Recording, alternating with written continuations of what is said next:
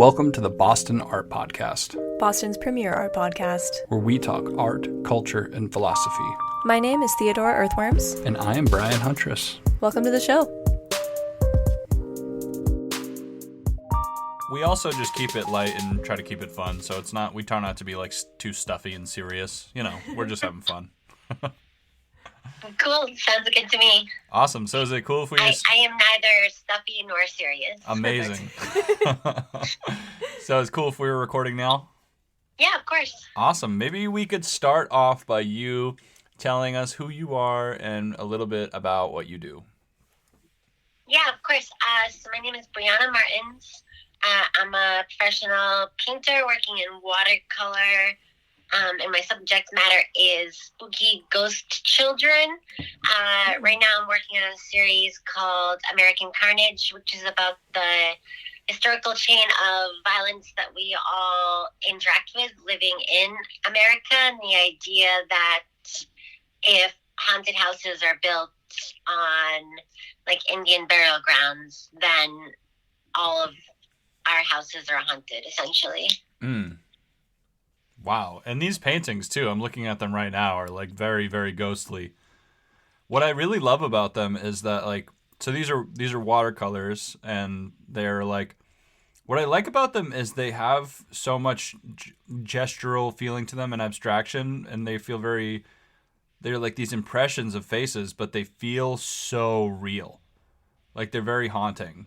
Yeah, it's a little bit of conjuring up the image using the watercolors. I work from found photographs that I either pick up at tag sales or flea markets or thrift shops, or I get sent photos sometimes. I may or may not have like stolen a photo or two once. But it really is about painting a sort of after image of this idealized America, the whole Make America Great again idea of things being better in the 40s, 50s, which simply wasn't true. And so I'm really kind of painting this sort of kaleidoscopic after image of this like falsified reality, you know, and like working from photos, they're all post and very like confrontational in terms of the paintings are looking at you, looking at them. You know? Right. The paintings themselves are being witnessed. What do you think inspires you the most about painting like families and children? I think that, well, kids are inherently creepy. Yeah. I have two, and they're total weirdos. Wow. I think that with children, it's interesting because we're sort of training them to replace us someday. And so there's a little bit of like this adversarial back and forth. And also the paintings I worked on that have kids in like various moments of frailty. I grew up, 90s kid with pictures of missing children on my milk cartons at school. So for me, the idea that being like growing up was inherently fraught with danger, whether or not like hands were going to come out under the bed and pull me under, or if I would get stuck in quicksand in the woods and never be heard from again, or kidnapped and buried in a box somewhere, was very like, it's just sort of like that inherent frailty, but also danger of children, because, you know, children are sort of conspiring to take over the world someday, and we're showing them how to do it. That's a really interesting way to think about that. That's really cool. It's interesting, too, because I feel like when you look at these photos, and it comes across in your paintings as well, like looking at a photo of a child, especially one that is like visibly antique, raises the question of, like, when you look at a photo from that time of an adult, there's not a question of like, what do you think happened to them, as much as there is a kid, where there's so much potential in the fact that they are so young, that it gives them that ghostly nature, even if you don't have the context of where they actually are or what happened. Yeah, something that's been really kind of interesting for me is when people ask me, oh, do I know the people in the photos? And they're all ghosts. Because nobody whose family is alive sells their family photo albums. Oh. Yeah. I have. Go ahead. If anyone was still around, they wouldn't be getting rid of like grandma's wedding album. I once bought for $5 3 photo albums that chronicled a woman who was in college, and then she joined the nurse academy during World War II, and then her wedding album, and it was all of that plus her dog tags from World War II. Wow! And I got all of that for $5. Yeah, I collect a lot of antique photos too, and right now it's like kind of speaks to what you're saying about like how typically people who still like the families are still intact, and they wouldn't be giving away their photos or something. And I actually have a briefcase that is filled with tons of papers, letters, photos, a whole photo album, and it's a photo album that was started by this woman's parents when she was a child, documenting her life all the way into adulthood, and then the collection is photos from that child's life as an adult. So it's basically this entire woman's life from childhood all the way until she was a senior citizen, all just in this box that just ended up in the wind, essentially, all the way to being on a shelf in my room, which was kind of awful, But like, yeah, it's a very disturbing thing to realize. And so when I say, the kids in my paintings are ghosts, either that person is dead most likely, or the person, like who they are now, this image, like that child is dead because they aren't that person anymore. And so it's just this really kind of strange dialogue with history and personal history and family history, where I don't get the context, but I get to sort of play detective in terms of like picking out clues and stuff from the images themselves. Something else I kind of unrelated, but going back to something you said, is like, why do you think that they were putting all of those missing children on milk cartons if the only people that would see those pictures would be children? Like, do you think that they were... Because, like, you would normally put up missing posters so that someone might see the poster and then say, I saw this person. Let me contact the authorities and let them know that I saw this person. But, like, it seems really unlikely to me that a child would be like, oh, I know that kid. Let me call 911 or something. Like, so it kind of seems like an unnecessary, like, scary outreach tactic. Yeah, I was going to say, I think it was to scare us. Yeah, that probably was a kind of a scared straight kind of thing. Like, you better not mess around, or you'll end up like this kid. I mean, I always joke about how, growing up, I felt like I was this free range kid who would just go hop on her bike and ride somewhere and not like tell my parents or something. Yeah. But it really did feel like kind of this push to say, oh, you're not safe you're not safe. Look at this kid. This kid is your age. This kid is missing and probably dead. Yeah. And it's this black and white stark photo that's staring at you while you're at like lunch at school. I think that my age group generation, I'm a millennial, and had a very like interesting relation in terms of like with death and the notion that you aren't safe, because I mean, let's see, I was in, I think, 6th grade when the Columbine shooting happened. And I was like, oh, you can die at school. Wow. And when Matthew Shepard was murdered in Wyoming, I was like, oh, they'll kill you for being gay. And I'm a lesbian, so I was like, oh, okay. Yeah, and then that's horrifying. September 11th, it was like, oh, you can die in your office or on a plane. or both. You know, and so it's just this very like sort of crumbling safety, and I guess that's kind of like something I try to put into the paintings. Like, they're all inherently, there's a sense of danger. You know, there's kids who are alone, and they're alone in the wilderness, and there's no adults in my paintings. There's no safety net. There's no one coming to save them, but also sometimes they are the danger, you know? Yeah. They're all running with scissors, basically. And I feel like that relates to what you were saying earlier about how it kind of shines a light on the fact that this ethos that we have of like safe, great America wasn't really something that ever existed. Just this horror. This is just this myth. Yeah. So I really tie to this idea of, you know, they say that the tree of liberty is watered in like patriots' blood, but America is an inherently like bloody country, and we've watered our soil in blood. There's, you know, the Indian burial ground trope that's from like the Amityville Horror, or like The Shining, the movie version, where they say, you know, like, oh, this place is haunted because it's built on an Indian burial ground. Right. But the whole country is an Indian burial ground. Right. And this history of violence is something that just keeps repeating over and over.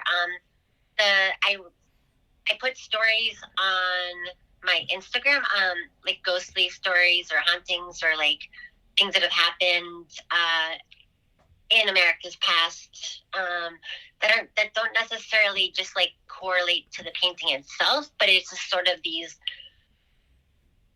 you know, scary stories from like the backyards of America that I feel like we just like forget about.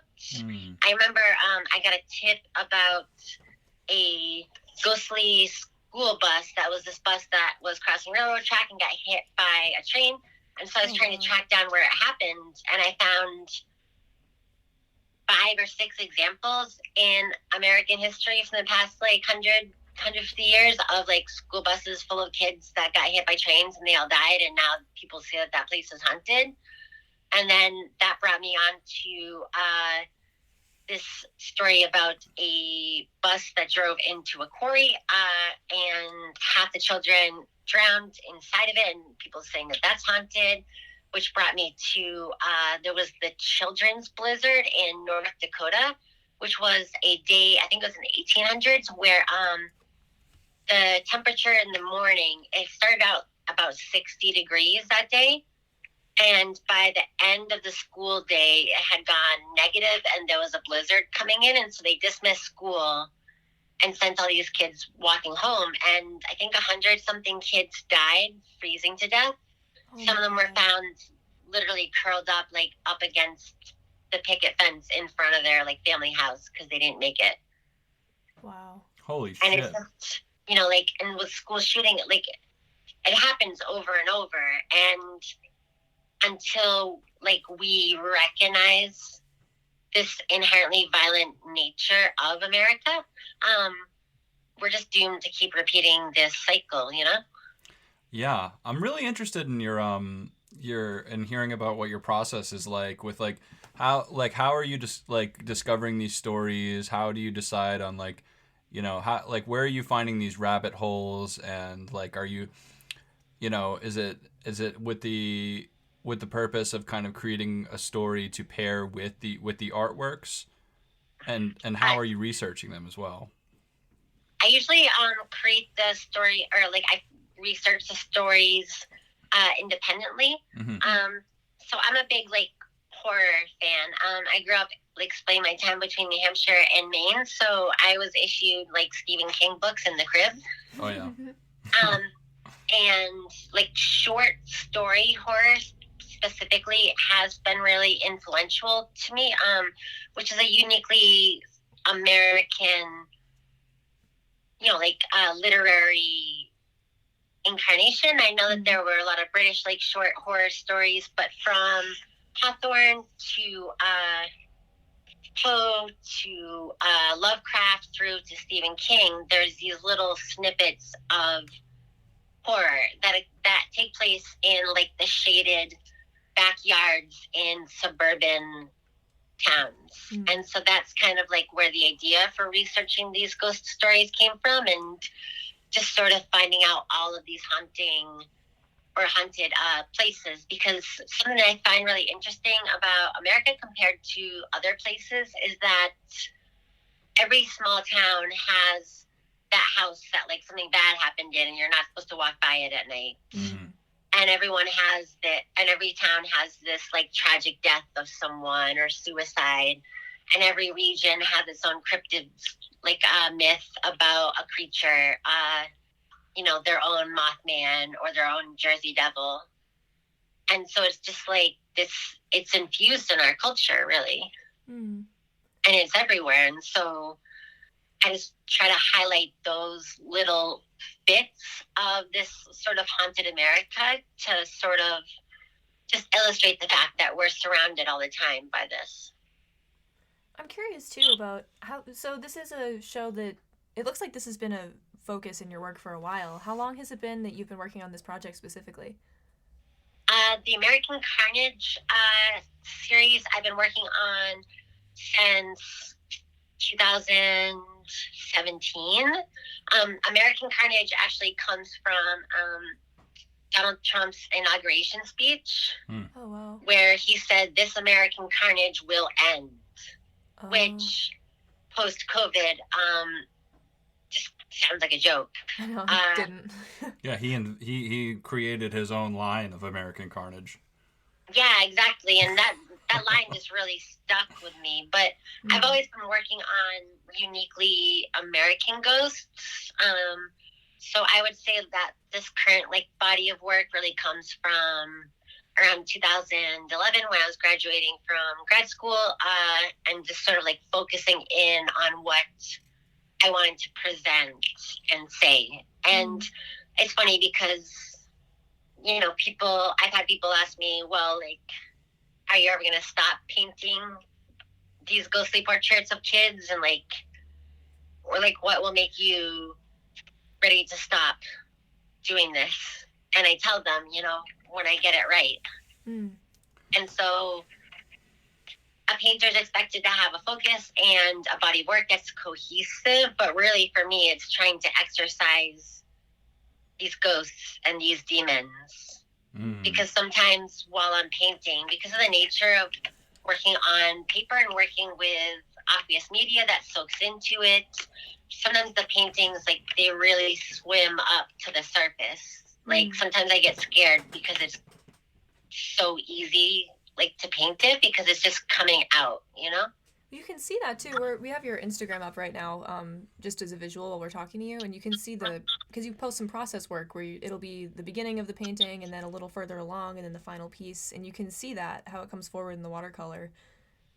It's a really good choice of medium for this kind of project, I think. It gives it that kind of, smoky kind of memory feeling to it. But, yeah. Everything's ill-defined in my paintings. All the sharp edges are kind of melty. It's haunting. It is truly haunting, especially with all this context. I'm also curious about your, talking about being so young, during the the late 90s and into the Iraq and Afghanistan war after 9/11 and stuff. I find that to be because I was born in 95, so it was definitely, it's way more blurry to me, that time period. I don't have a lot of, cultural context for what happened. I just know what I've read about and stuff because I was a kid. But every time I learn something new about that time period or about the political shit happening or stuff with the war, it just becomes more scary and mysterious. And yeah, the 90s were a very strange time. I mean, I was still young during them, but it was a very strange time where just everything seemed to be great. It was just, everything was good and America was going great. And then it was sort of these successive blows just started cracking apart that safety that you felt as a child. And, by the time I was out of high school, the world just all of a sudden seemed broken, and it's really hard to sort of highlight that. And I mean, I'm still learning about things that happened in the 90s. Watching the Columbia space shuttle explode in class. Jesus Christ. Did you watch that in class when you were a kid? My class did. I don't remember it, but someone who was in my class with me did. Yeah. And, what was it? Oh, gosh. I remember how old I was, but I was in French class on 9/11. Wow. And we heard about something happening, and the teacher rolled a TV on one of those carts into the classroom and turned it on, just in time to see the second plane hit the tower. And then she turned it off and said, "This doesn't have anything to do with French class." Oh, wow. And then I had field hockey practice that day, and so I didn't have a cell phone yet, and so I didn't know what was going on until I got home at like 7 p.m. And the last thing we had heard was that there was like 8 planes unaccounted for, and that the country was under attack, and that no one knew what was going on. Yeah. That's really powerful, just that sentence of like, this has nothing to do with French class. That moment of just preserving your innocence, I guess. Wow. What a crazy time. Yeah, and I mean, I'm still learning about the 90s, the Ruby Ridge assault, the Waco compound destruction, which led to the Oklahoma City bombing, where when I was little, terrorists were white. Yeah. They were white men who blew up things. That's so fucked up, too. That's actually a really interesting thing to point out, because Ruby Ridge, Waco, and the Oklahoma City bombing were all before 9/11. Mm-hmm. And yeah, so if you were to ask a random person in 1999 what a terrorist looked like, they would probably describe somebody like that had something to do with those events. A white guy. Yeah, it was the idea of people trying to fight the government or overthrow it, and then it was just successive trying to get revenge for it. Yeah, that's a really... And so it was just this very sort of confusing thing. And, at Oklahoma City, they blew up a federal building that had a daycare in it. Yeah. And I was only a couple years older than some of the kids who were there and died. So it's just, the idea that a truck full of manure can destroy an FBI building was, it's just kind of like how it was, but you never thought of a plane as a tool of this horror, Yeah. Yeah, it is. Yeah, and it seems to be that way with most, I guess, I don't know how to describe it, like a guerrilla attack. It seems like they are always like, there's this kind of common thread of it, a normal item being manipulated into some kind of like horrible tool of terror or something. Yeah, and it goes back to, the idea of this American carnage, like serial killers were invented in America. Right. Going back to, I think, the 1800s, there was a family that killed at least 10 or 12 people who would stop to stay at their inn and strip their clothes off. Yeah, they were pioneer people, right? Out somewhere in the Midwest. Yeah, I've heard about this. And then through to the murder house in Chicago during the World's Fair, where this guy was accepting boarders and then murdering them. Murder hotel. Yep. And it's like, oh, okay, this keeps happening. Yeah. What do you think it is about America that fucking creates these kind of fucking horror stories? I think it really is that legacy of violence, Yeah. And I think that Americans, especially, we aren't as self-reflexive as we could be, Mm-hmm. In terms of Germany after World War II, they outlawed the swastika. You can't have a swastika or Mein Kampf in Germany. Right. It's illegal. Yeah. But in America, there were I think it was on Long Island, there was a literal Nazi town for like forever Holy that shit. had swastika-shaped hedges. Of course Oh, it was wow. in Long Island.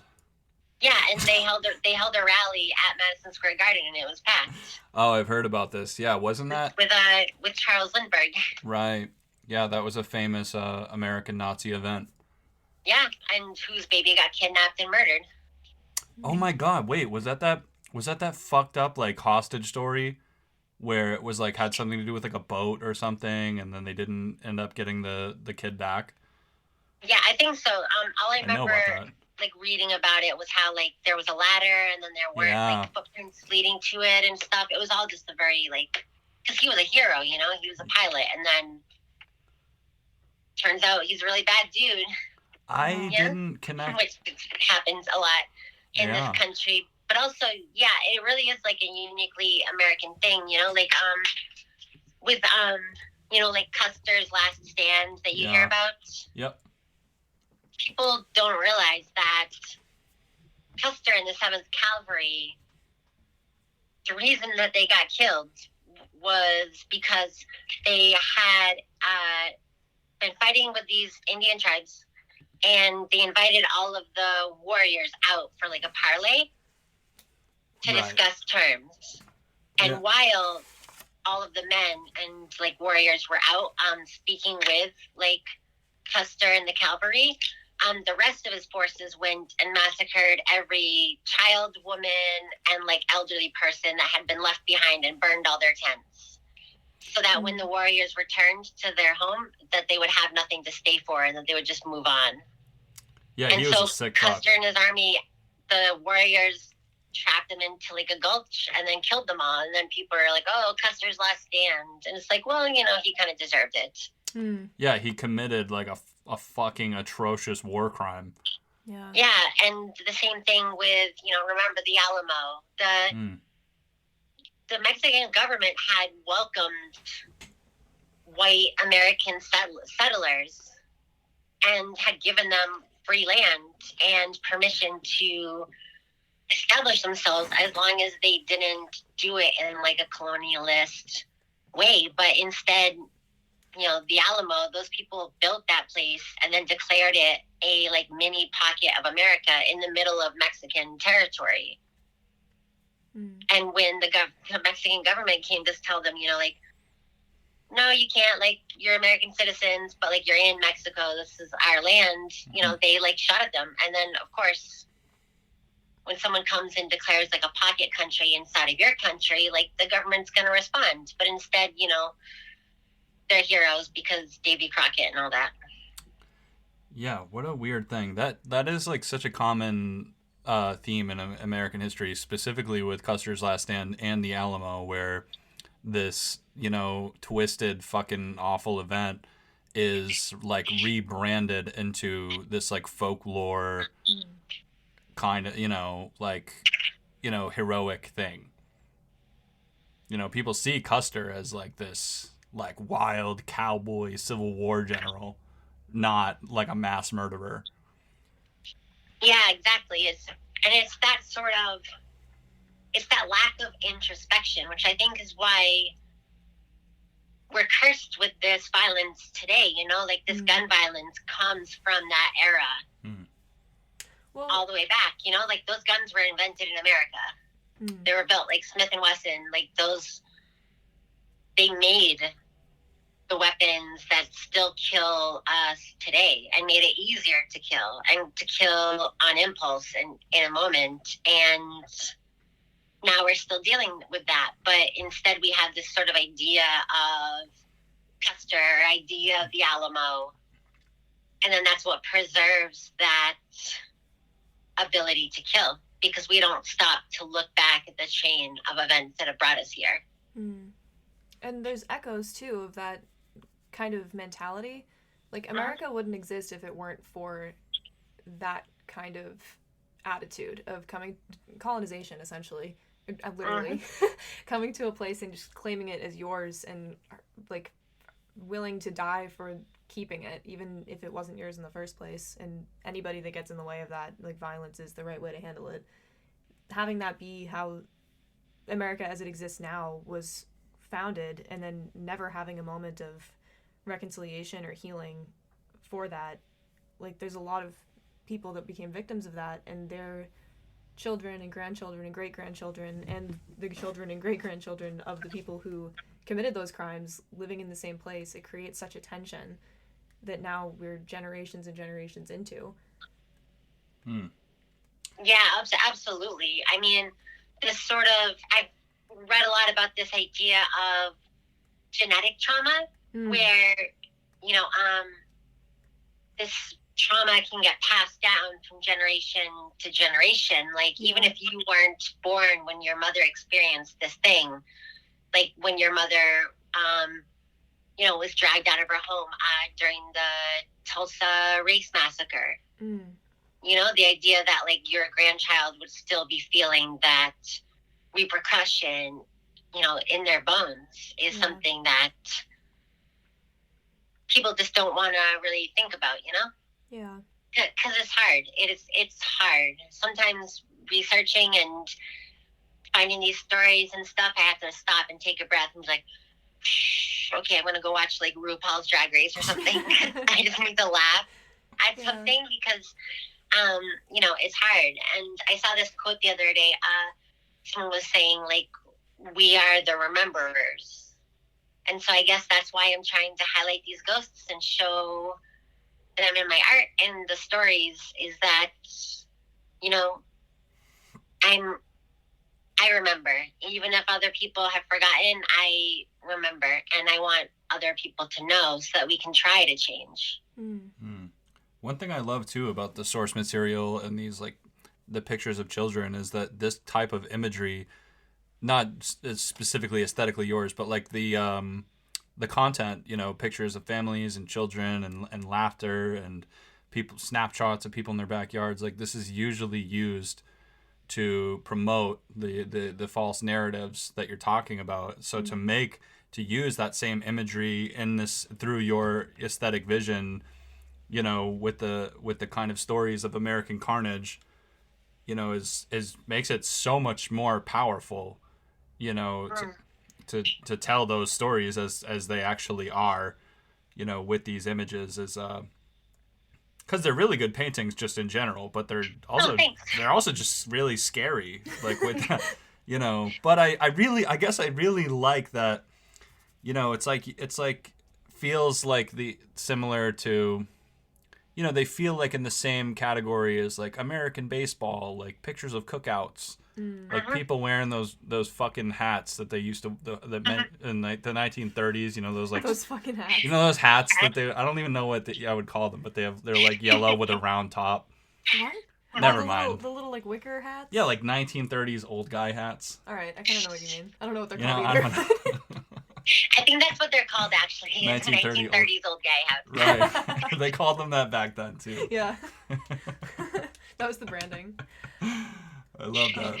Yeah, it's funny because I feel like sometimes my paintings become a little bit timeless. Like, they're anachronistic. You kind of don't know which time period sometimes they're taking place in. But, you know, there's sort of like this, like, uneasiness that goes into them, you know. Like, sometimes I'll have two siblings next to each other. I was at an opening of mine, and I had this painting, these two girls right next to each other, and they're both, like, grinning nervously and look like kind of like, I don't know, like they're, like, shifting away from each other. And I heard this woman say, "Oh, that reminds me of me and my sister when we were little and stuff." And I was like, really? And, like, in my head, I'm like, really? Because, like, in my mind, these two girls, like, are about to kill each other. Like, you know, the idea of family being forced together and posed in this type of photo, you know? And I did this one painting, which was Mal de Mer, which is like seasick in Italian. But it's this girl and her, like, little brother, and they're on the deck of a ship up against the railing. And the boy is kind of, like, crouched, or, like, kind of, like, trying to hide behind the sister, and she's got her hand, like, going towards the pocket of her dress. And in my mind, it was this narrative of you're on this ship and like someone has cornered these children, and their like line of sight is actually like over your shoulder, so they're looking like over and behind you. So like maybe whatever they're running away from is behind you. Wow. But also like with the girl sort of reaching for something, I did wonder if she was reaching for a knife or something, and these kids have lured you into this quiet corner of like this ship's deck, and you know, you are in danger, or you are the danger. And this is from a photograph? Yeah. Wow. It's a green one.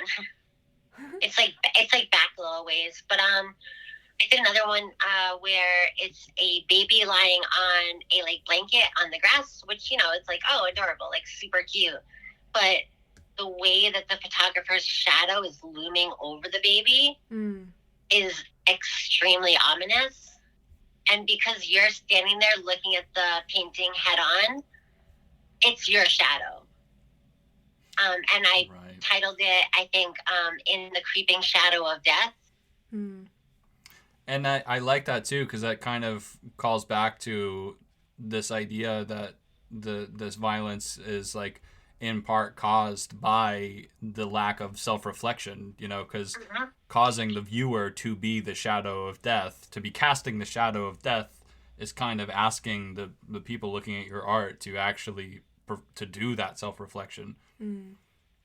Yeah, exactly. Like you're interacting with the paintings because of that adversarial nature. Like a lot of times with paintings, you know, if I was painting from my imagination, or if I was a surrealist, the people could be looking any which way, and it would be like a very different relationship. But because of the posed nature of some of these photos, they're looking at you, and you're looking at them, and they're looking at you, looking at them, and like they're aware, and they're watching. That's so scary. Sorry. No, it's awesome. That. It's very good.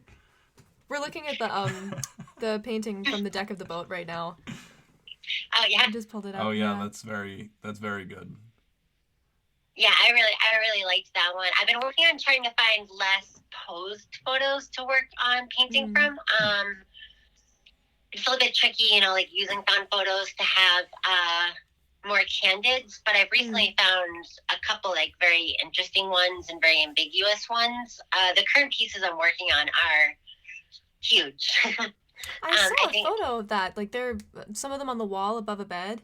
They're very large. Wow. I ran out of room in my studio, so I had to take some home. But I recently finished a painting that's 11 feet tall. Wow. A watercolor painting? What's that? A watercolor painting? Yeah. That's crazy. That's fucked. That's so sick. Yeah, it's a girl posing happily on her like brand new bicycle. While her sister sits like on the steps like above and to her right, like with her elbows on her knees and her hands up against her chin, just looking so miserable. And it's just this really like, I feel like it's this encapsulation of the jealousy that can possess someone to take what they want at whatever cost. You know? Yeah. Could you tell us about some of your painting process? Because I'm very surprised to hear, like, you know, I it's like the scale of these and I feel like normally a watercolor artist, like they have this is kind of stereotype of the watercolor artist working in a small notebook out of a little tin of paint, you know. So I feel like a bit unusual for me to see a watercolor artist working at such like a fierce scale. Thanks. It is actually. Yeah. Sometimes I wonder if like my life would have been easier if I just done oil painting, but right. You know, I roll with it.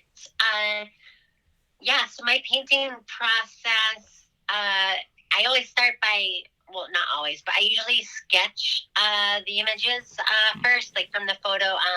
I think I've shared on Instagram like some like shots of my sketchbook, which is really just like a planning stage for the painting itself, because in the way of breaking down the image the first time. Because, okay, so my whole process starts with I go to a shop or wherever has pictures, and I go through and I just pull out pictures that I see a narrative. I'm always thinking about like an implied narrative, like a story to it. And I'm also looking for like iconography, something that seems to like encapsulate a whole memory of an American trend or idea. And so I'll just pull them out, and I do it like actually pretty quickly and kind of like not arbitrarily, but I'm just pulling them out, and I'll make a pile of like definites and a pile of maybes. And the definites, I don't touch the pile. If I saw it and I thought I saw it as a painting, that's it. I put it aside, and I'm gonna buy that one. And then I'll go through the maybes, and then I take them all home. And then I start to go through and pick out like the narrative, like strongest ones, and sketch it before I ever start painting. I used to be much more like just impulsive, jumping into a painting right away, but watercolor paper can be expensive and you can't erase. Yeah. Especially at 11 feet. Sorry, go ahead. I said especially at 11 feet. Yeah, I mean, I'd like come up with some like tricks of the trade to like be able to lift out and stuff, but generally once you have the color on the paper, it's not coming back from that. So I do like a lot of like color swatches. Like for these bigger ones, I've been taking like colors and making like little color strips and then combining them to try to figure out which colors I think would resonate most with it. I have a tendency to go for like turquoise or pink. I guess millennial pink. So I've been trying to be more conscious about trying to use more like oranges and yellows and stuff. And they're never actually monochromatic. They're always multiple different shades of a color, but mixed together in a way that like the viewer will think it's monochromatic. Right. So it's a little bit of like sleight of hand or like magic in terms of trying to stretch and bend this color to be able to create shadows and the turning of the shadow on someone's arm when you're only working in one color. Speaking of that complexity and mixing and stuff, I would love to hear about your background and where you studied art and like how because I'm assuming you were probably an artist when you were a kid, but you know, looking at your website, like you have like you know a really significant experience, you know, with your art education. Oh yeah, absolutely. So I went to the University of Massachusetts Amherst for my undergraduate in painting and drawing. And then I studied at the Scuola di Grafica in Venice, Italy, to learn drawing and printmaking and bookbinding.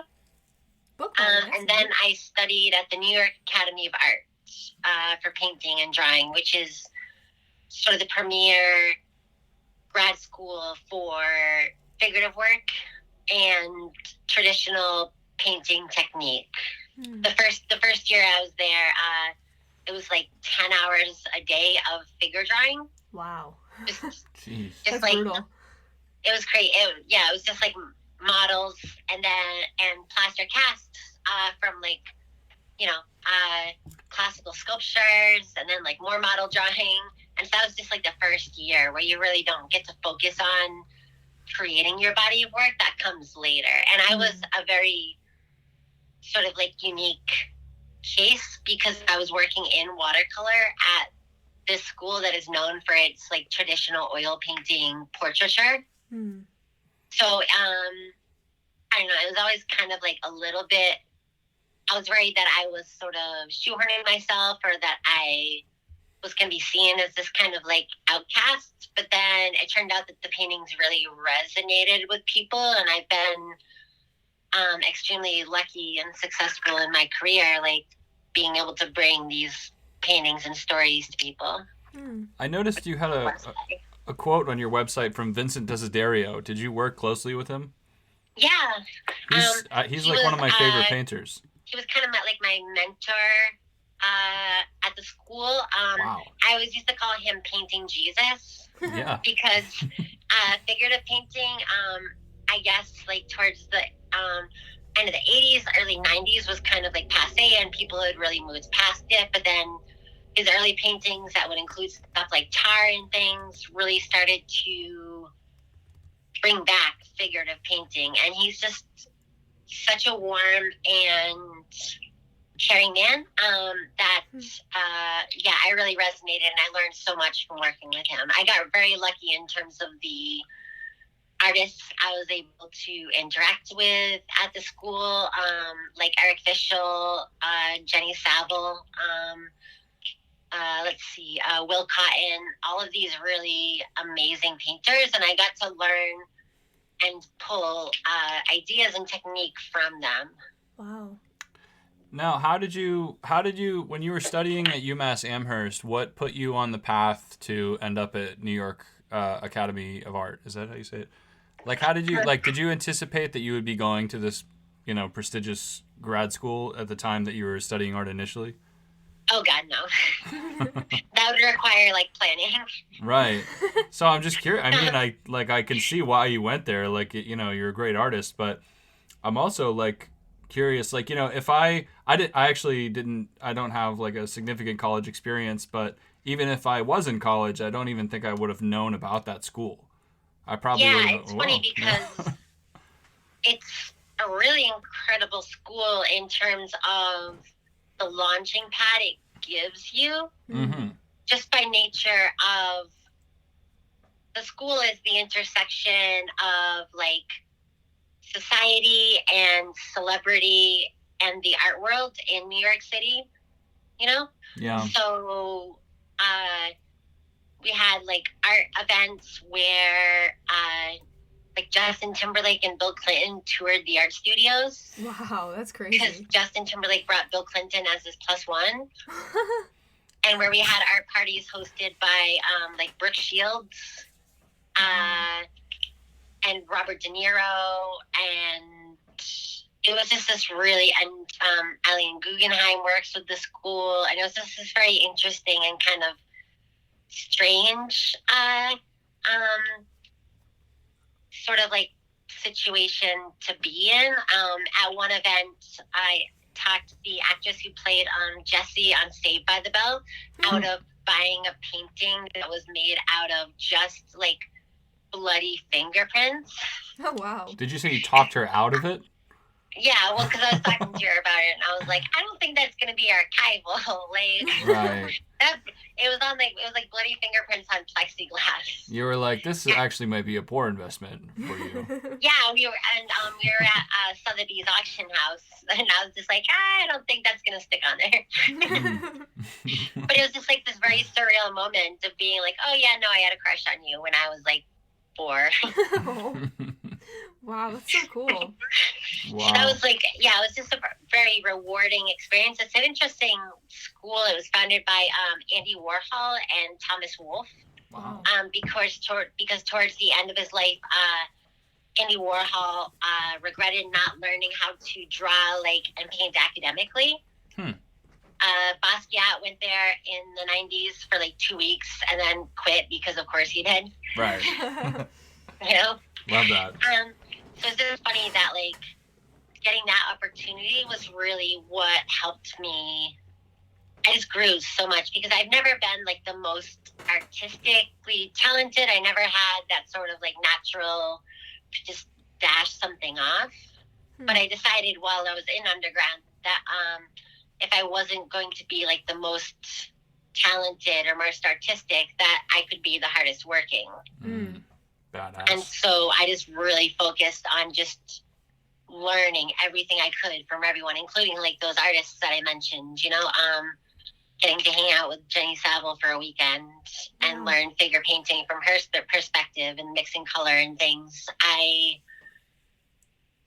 really can't describe how much it changed my life in terms of education. And I really admire people who go to schools that aren't as well known or people that haven't studied at art school. And I mean, my path is definitely not like a path that everyone has to take. It's just something that I sought out so that I'd be able to create the kind of images that I felt would be important to the world. Mm-hmm. What was your first week like at that school? Oh my God. It's down like next to Chinatown in Tribeca. So I got off the subway at Canal Street, and I had like my big like black portfolio art bag thing, and I had like a big bag full of all my paints and stuff. And I was like so lost and so turned around, and I was worried I was gonna be late for my first class. And so that first day was just a panic. Oh wow. It was that like literal and figurative, like small fish in a big pond. Yeah. Which at first I thought would be overwhelming, but then it was oddly reassuring to be in a city where I'm like, okay, well, 300,000 people want to do the exact same thing that I want to do. And so it's just kind of freeing where I was like, okay, so no one's paying attention, so I can like grow. Yeah, that's like the New York idea, is that you're coming from some far away, far-flung bullshit town into like the center of the universe to learn the fucking secrets of the whatever you do. You know? I know. It's That's funny. like the I whole never thing. thought I would follow like a traditional life path, you know? Yeah. I was just like this little like baby gay wandering through the world. That's probably the perfect, I mean, like it's, you know, probably a lot better than being in like, I don't know, fucking Quincy or some New shit. Hampshire. Right, or New Hampshire or some fucking place like that. Did you make friends fast when you got there? It was a really amazing experience to be in these sort of like group-ish studios. You know, like everyone had their own like nooks, but we were all like kind of packed in pretty tight. But just getting to go and just like talk art with my friend, or go like see what someone was working on, or even walking to the studios while like before like everyone got there and just getting to see what was going on. It was really just mind expanding, you know? And like we were definitely like the stereotypical like art school kids. Like me and my friends would go get like tall boy beers from like the bodega and then like in the brown paper bags, and then go sit by like the Hudson River and drink beers and just like shoot the shit and talk about art. But like it's what sort of changed my perspective in terms of being an artist can sometimes be a very like selfish feeling thing, you know, because like you're creating stuff for yourself and you're making like what you want to make, and then you're also like everyone has to look at it and it's important. You know, it's kind of hubris. And, yeah, exactly. I mean, I always joke about it, but like I'm still like the little kid who just wants their mom to put their drawing on the fridge. You know? Like I've gone to my own art openings and then taken selfies next to one of my paintings and had people be like, "Oh, is that your painting?" And I'm like, "Yes, it is." Yeah.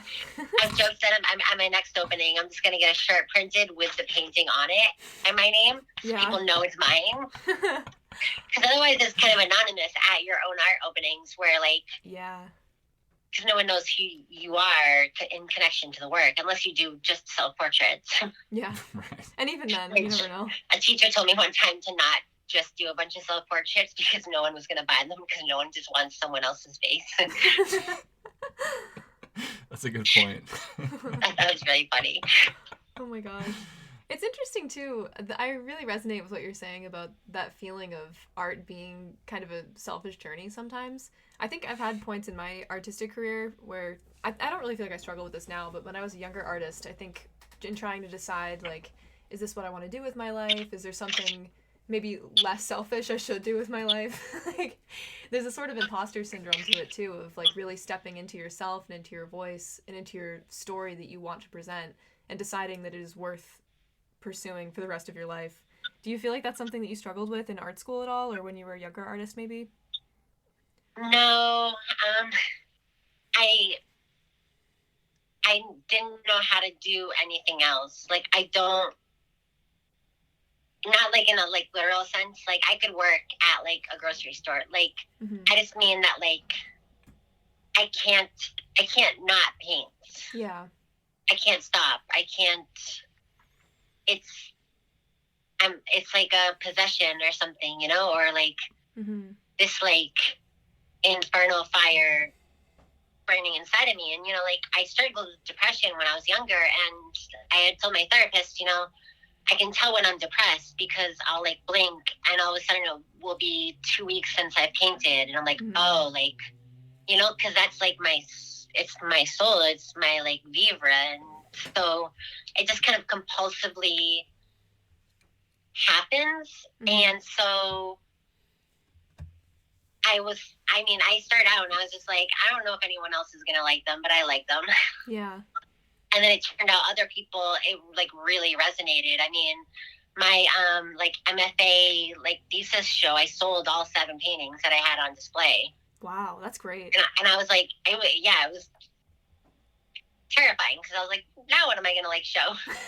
It's gone. My portfolio. But, like, I was just so shocked that like people would want to pay money for it. And then I got really lucky and successful right off the bat. I mean, I was the 2016 the Whitney Museum Art Ball, like one of their featured artists, which was hosted by Breanna. Oh, wow. Yeah, it was just like weird things, and there was definitely imposter syndrome in that, where it was just like, are you guys sure? Like, have you guys met me? Yeah, you're like walking Which obviously around like... they hadn't, because they had just seen my art. Because if they met me, they'd be like, look at this goofy lesbian. Yeah, you're like, how did I trick all of these people?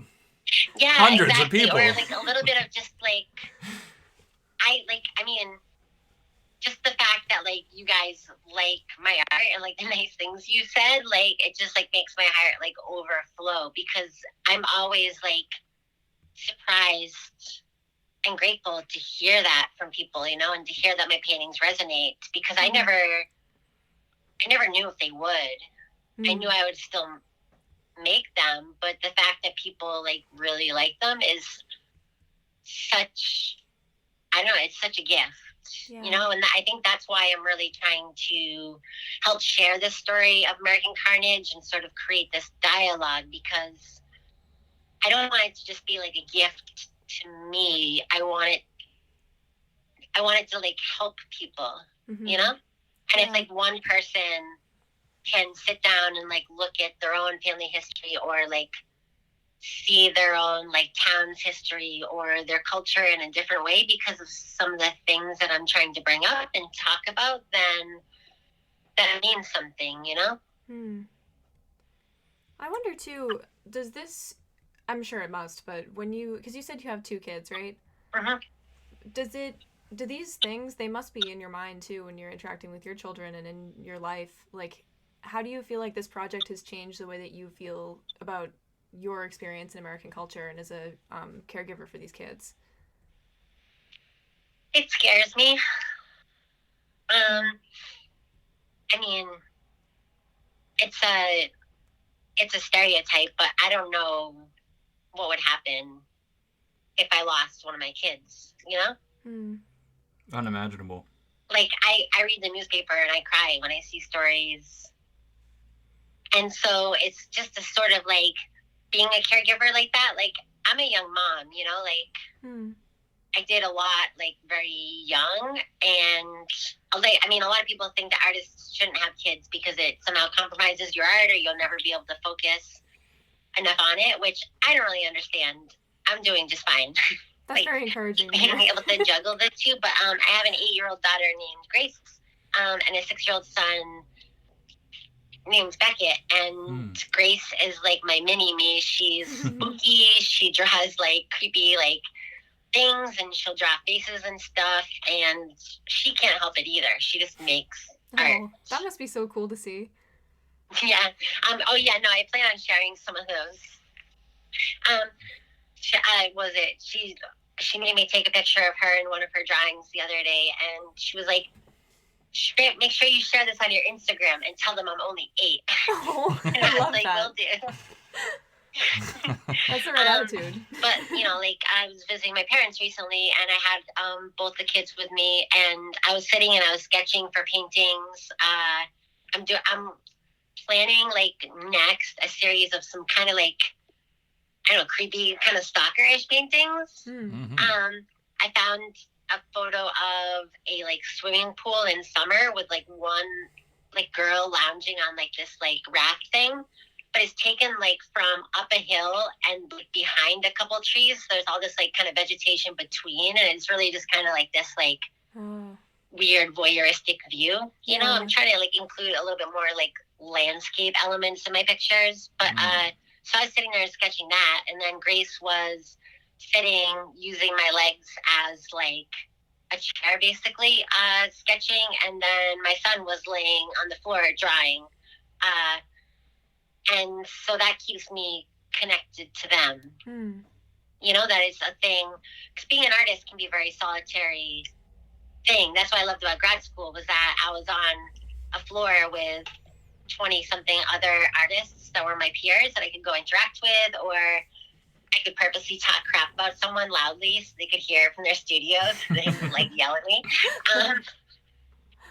And, like, you know, like, jokingly. But, and so, but, you know, as after school, after that process, you know, unless you're in a group studio situation, art is you working independently, constantly wondering, does this matter?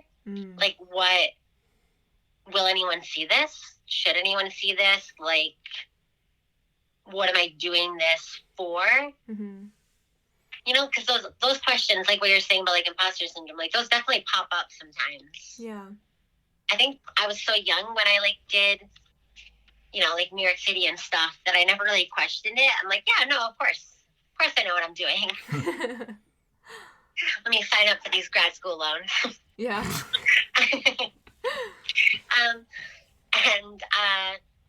So, you know, like, now, like, yeah, there's sometimes that thing of, like, oh, like, does it matter? But, I mean, if it matters to you and you're creating the art, then it matters.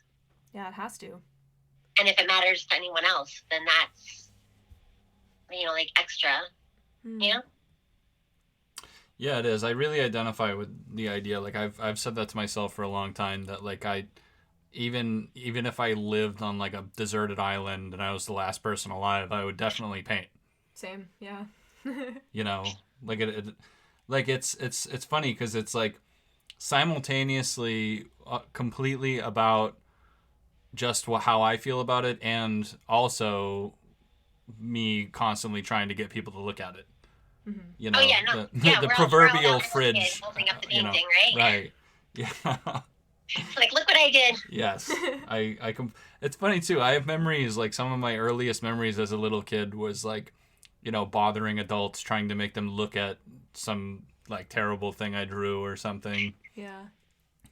It's funny. Yeah, no, for sure. And I mean, it's that sort of, yeah, it really is that sort of, like, getting bowled over by appreciation.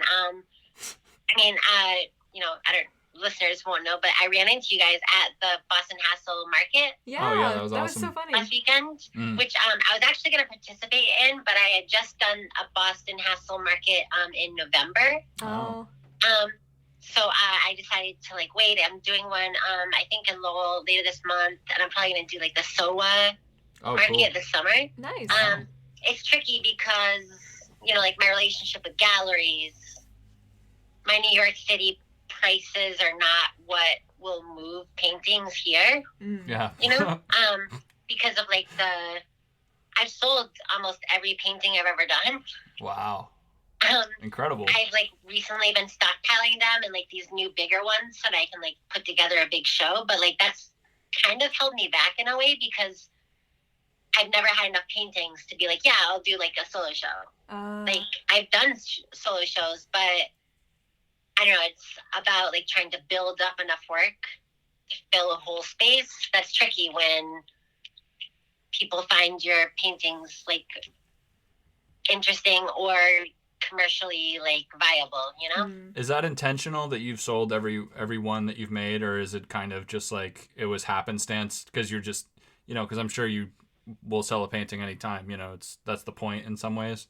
But like, is that a philosophy? Like you finish a painting and then it's got to go, or is it just the way it's gone? Oh, I see. I'll send something away to a show and then I'll get like a notice back that it's sold. I'm like, oh. Well, it's probably nice for storage reasons, right? I mean, you probably got plenty of room, or over the years maybe. No. So that's actually why I did the Boston Hassel Market in November. I was like, oh, like I can do like a studio fire sale, because of the nature of like art pricing in the art world, paintings that are like 8 by 10 by me or like 9 by 12 are like, they're up to like $700 or something. I sold 2 paintings at Sotheby's auction house in September, and that like auctions kind of inflate prices a little bit. But those were like around that scale, and they went for I think like $1,100 each. So that was just like, I was like, oh, okay. I'm like, well, the money's definitely fake. Right. Can't tell me differently. That's interesting. More so, it just makes me really happy that someone wants to take it home, and I'm like grateful that I've like sold pieces, because that's just it's such a crazy thing as an artist to have someone like, you know what I mean? Like the first time I ever sold a painting, I literally, like when they said like, oh, I take buy it, it was during like an open studios at the Academy, and I said, are you sure? And then after the person like got it and left, my neighbor studio person was like, don't do that again. Don't say that.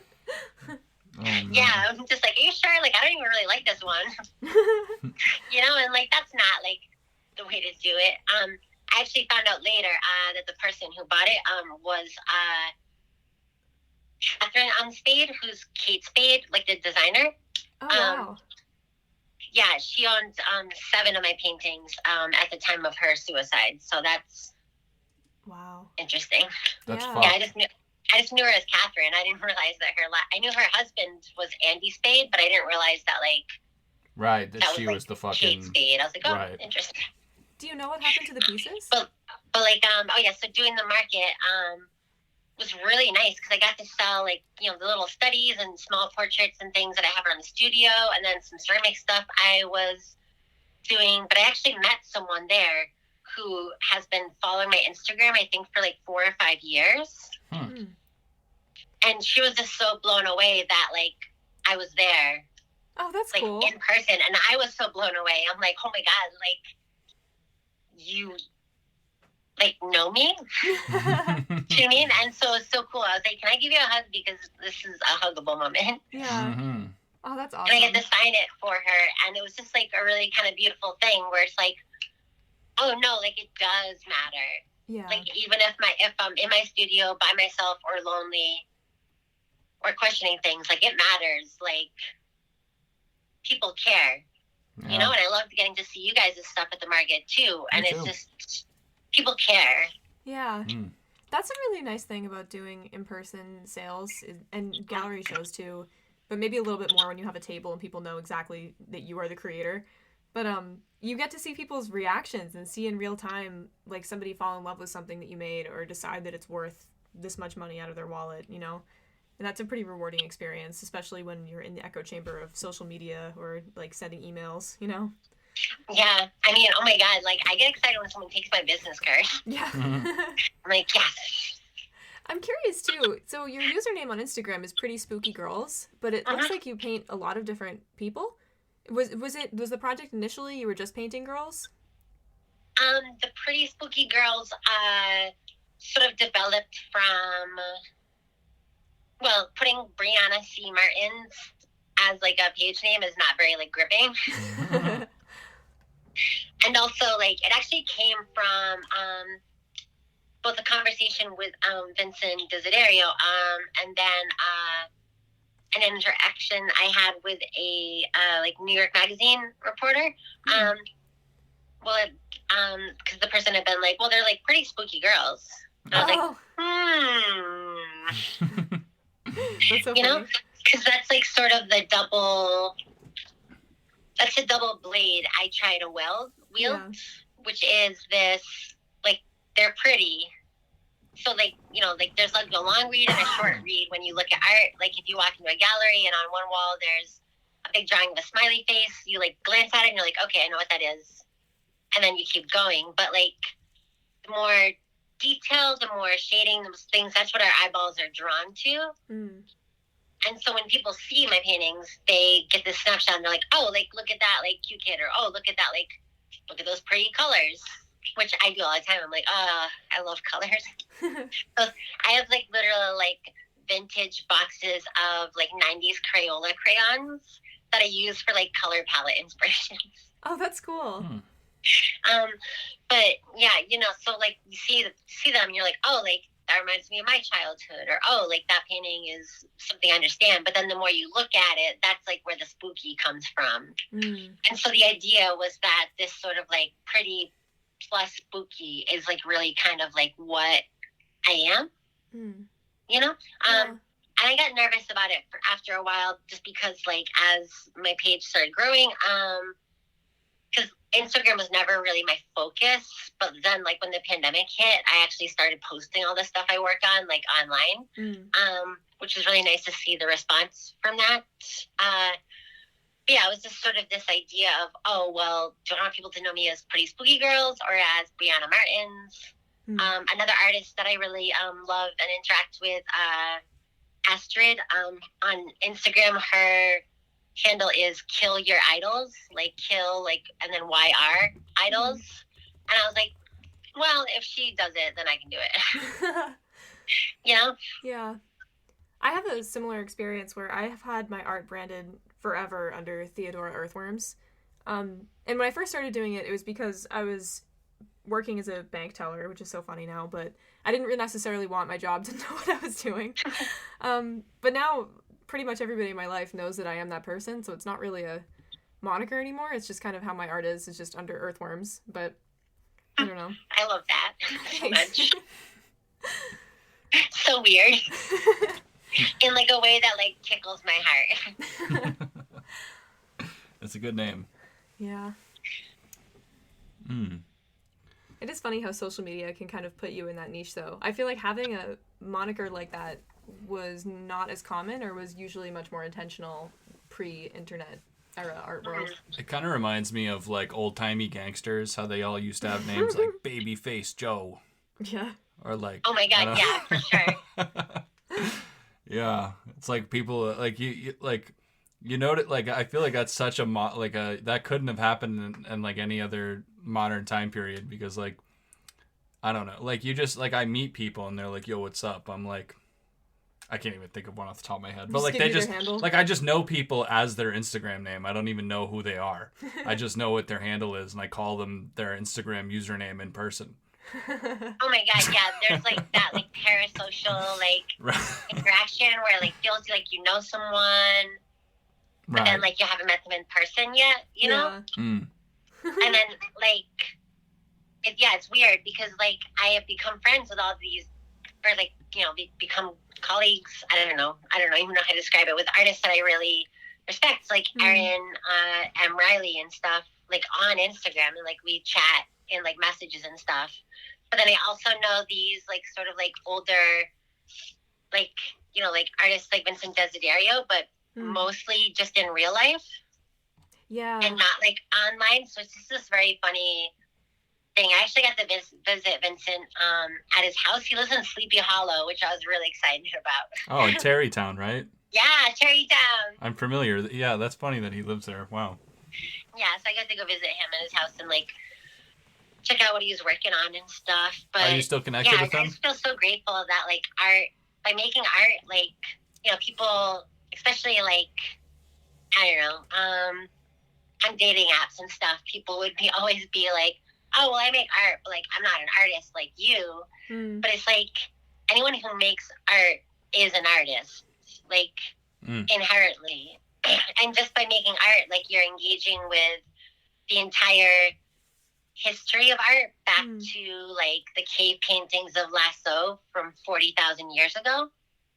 and like you're instantly part of the community. So like for me, when people are like, oh, like my art's not as good as like yours or like whatever, I mean, I think all artists are equal and all artists are valid. Like sometimes some of us have been like working at it for longer, or some of us, you know, paid a lot of money to go to a fancy white people grad school. Yeah. But all art is valid, like if you're creating it, because it's your heart, you know? Yeah. It's funny too, because I feel like what a lot of people mean when they say that isn't necessarily I'm not an artist, but it's I'm not a business person, or I'm not as like versed in I don't put my art in galleries, you know? And it's really important, I feel like, for your self-esteem as a creator to separate those two things. Because if you're right, if you're making things and you care about those things and you're doing it routinely, that's all you need to be an artist.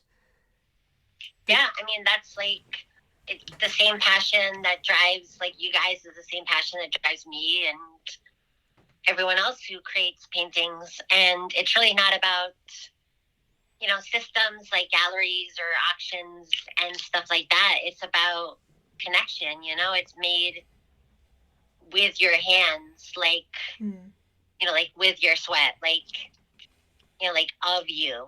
And so that's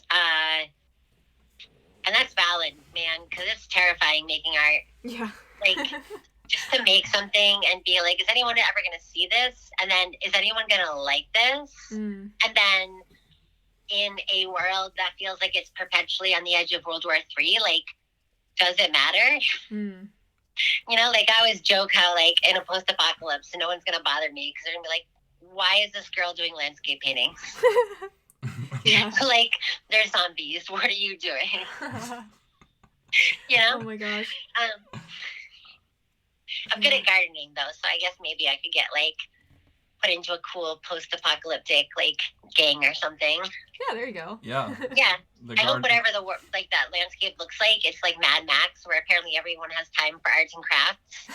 They're just, like, painting, like, stuff and putting feathers on their helmets and wearing, like, assless chaps.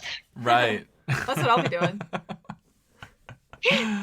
Oh, my gosh. Well, Breanna, you have left us and our audience with some amazing stories and an awesome conversation. I want to thank you so much for coming on our show and blessing the podcast with your story. Oh my God, thank you. I mean, I found you guys because I saw one of your stickers on a like pole next to like the Dunkin' Donuts down the street from me in Alston. Yeah. That's so funny. Good job, Brian. So that's I took why a they're picture there. Of it, and then I went on Instagram and I literally just DM'd you guys and I was like, hey, can I come talk about art? Hell yeah. So I really appreciate you guys for letting me come on. I love Of that. course. Oh, Fuck man. yeah. I was like, I guess might as well just shoot my shot. Yeah. One of my favorite things in the world is people telling me, oh yeah, I found out about you guys from the stickers, because we never even gave those out as merch. That's just me. Just running around fucking sticking them on shit and hoping that it's like they're just messages in bottles. You've been busy, because now that I know them, I see them everywhere. Fuck yeah. Anywhere that's you awesome. see one of those stickers, Brian has been. It was me. Amazing. Well, hell yeah. I love that. Yeah. I'm still new to Boston because I moved here just in time for the pandemic. Oh, wow. So, yeah, like it hit like a month or two later. What a time to come. So, yeah, I mean, just really trying to like build art community in Boston has been really nice. So I'm really glad I got to talk to you guys. Yeah, thank you so We're much. glad to talk to you too. Thank you so much. And yeah, we're also, so we don't have any episodes in the queue, so we're probably gonna put this out like this week.